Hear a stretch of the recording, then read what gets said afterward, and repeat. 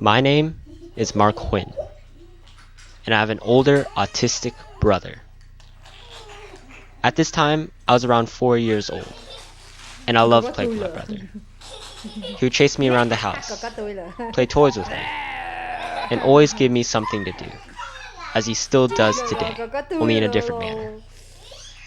Looking back upon these videos, I still see the personality and traits that my brother still expresses today. And although I was clueless about autism at this time, and I've had years of experience with my brother and many individuals with autism, I am still trying to grasp its full meaning today.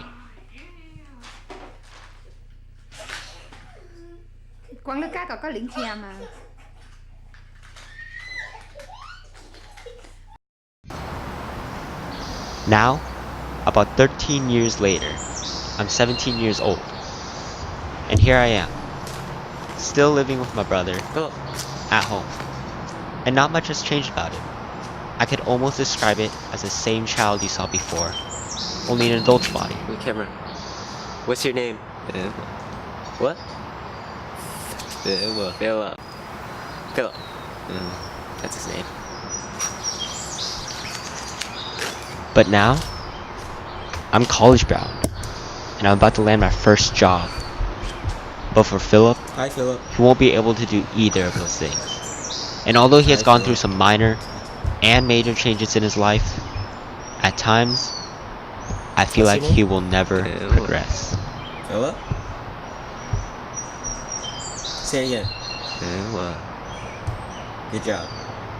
However, 3 important realities occurred to me that I believe all siblings of autism have been through at some point. Learning independence, their skills, and patience.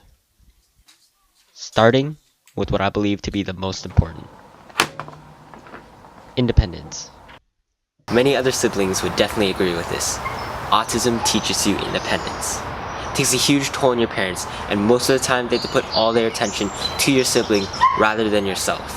This was especially the case for me, because not only did I have an autistic brother, but I also had parents who immigrated here from the Vietnam War. Since my brother never was able to seek higher education, and my parents were able to do it because of my brother, I became the first generation of Americanized schooling. This meant I had to learn everything on my own. I had no older parents nor siblings to tell me how to optimize my success in school. They never told me how standardized testing worked, what classes to take, what colleges are looking for, what clubs to join, how sports work, everything. Everything had to be learned on my own. It was stressful, and on top of that, I had to take care of my own family, trying to learn English, trying to find good jobs, trying to contact therapists, learning how email works, technology. It was already shown at an early age that I was progressing much faster than my brother. And since I was left alone so much, and computers were on the rise while I was growing up, I was able to earn a good skill for computers, especially since I had to contact many doctors and government agencies for my parents.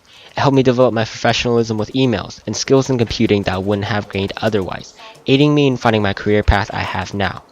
It became my tool for independent learning. And if it wasn't for my brother, I wouldn't have the skills, independence, and college readiness as I do have today. The second most important realization for me was, of course,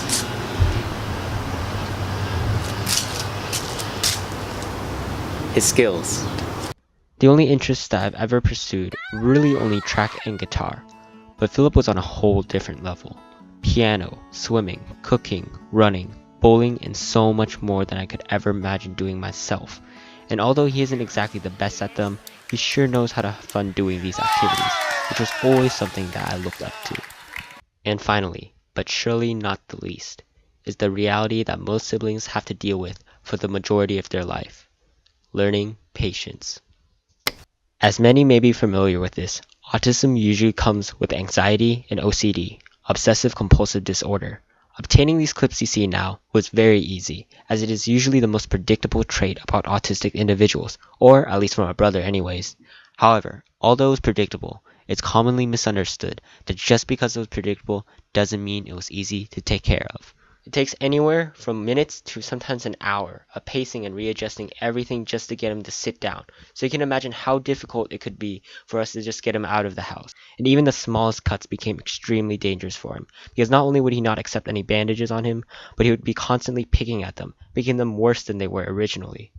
Even at 19, someone has to be home at all times. This forced my parents to give up seeking higher education and the dream of starting their own business just so someone could stay home and watch him.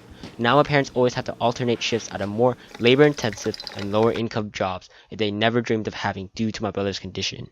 It took me a long time to adjust to this lifestyle because not all autistic people are similar. Like all of us, no two individuals are the same, and being autistic does not change this fact. You have to be dynamic and open to compromise. No one will have the same quirks as my brother. Not all of them will need to flicker the lights 24/7. Not all of them will need Cubo or Disney movies to be watched every day and completed every day.